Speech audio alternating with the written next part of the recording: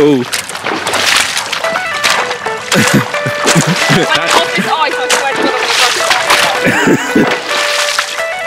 Now you're moving fast.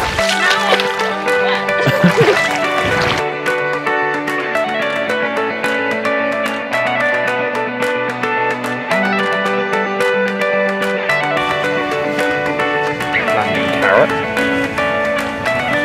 Middle of a field.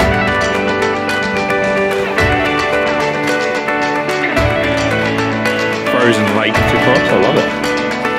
Actually, it does look like deep.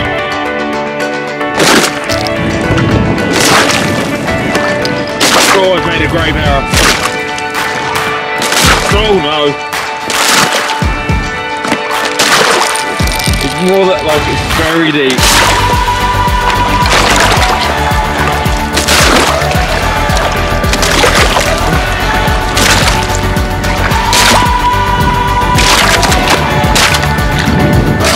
Guys, 1st of February, so episode 32 makes things a little bit more complicated for me now remembering what episode I'm up to. If you haven't had the opportunity already, or you haven't done so, please go and subscribe to my YouTube channel. Every subscribe means an awful lot to me. Keeps you up to date with prep diaries, but also, like I said, moves things forward as we go. So if you haven't hit that subscribe button, please do, and then ring the bell so you're up to date with every episode. Now, enough of that YouTubey crap. Weighed in this morning, 191.4, super happy. I did my overview video yesterday, so yesterday I spoke about how I felt January had gone, you know, everything that I had achieved through January. February is just a continuation of that. Had a conversation with Gordon yesterday. We were just talking about where we wanted to move things forward in January and sort of plotting our way through there. We don't want to complicate things right now because, yes, we are in a position where we can train.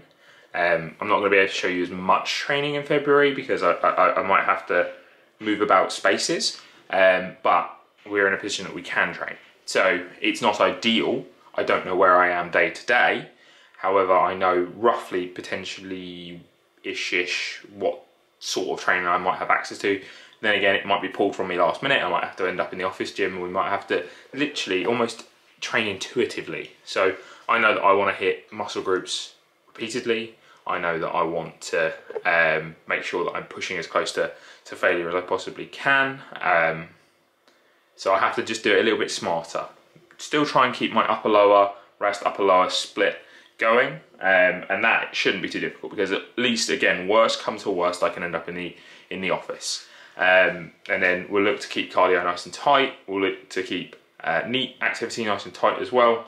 But yeah, for February, the plan is just to continue. Don't do anything stupid to disrupt. Don't try and push results too fast.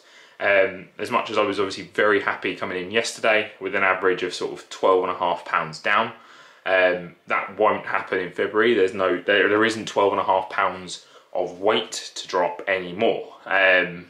You know, I'd be very, very happy if in February I finished around 185. I would be super happy with that. Like, I think the one thing I would say to a lot of people who look to do similar things to what I'm doing, or looking to do something of their own, you know, in line with fat loss and weight loss, don't aim stupidly high if it's not realistic. Be very realistic with your goals. Be very realistic with how you can push things forward. When you're realistic and you give yourself opportunity to get those results, they're so much more attainable than you saying, I want to drop 3-4 stone, I've got 4 weeks to do it. It's just not attainable. You get disappointed, disheartened. So think about things smart. If you're willing to be aggressive, can you be aggressive for 1, 2, 3 pounds a week? If you can be aggressive for that 1, 2, 3 pounds a week, what will that bring you? If you can't, would a more, and I'm going to use the word sustainable, and I don't believe in sustainable dieting, and again, I'll do a video on sustainable dieting, but what I'm sort of saying is, you know, if it's not something you can do for a significant period of time, like I couldn't go super hard on my diet for 3-4 months without it becoming a medical problem, a physical problem, a mental problem. So that's not sustainable. That's where I'm going with that.